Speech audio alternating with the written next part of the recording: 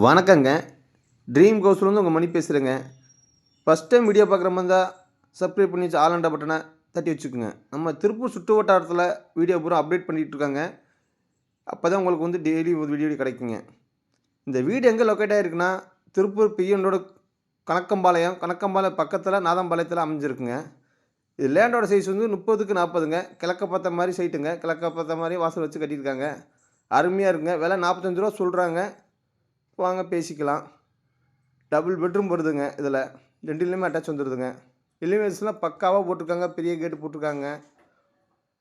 ஓட்டிக்கு முன்னாடி சின்ன ஒரு கார் நிப்பாட்டிக்கலாங்க. சைடில் இடம்லாம் இருக்குது. 2 வீலர் வேணால் நிப்பாட்டிக்கலாங்க.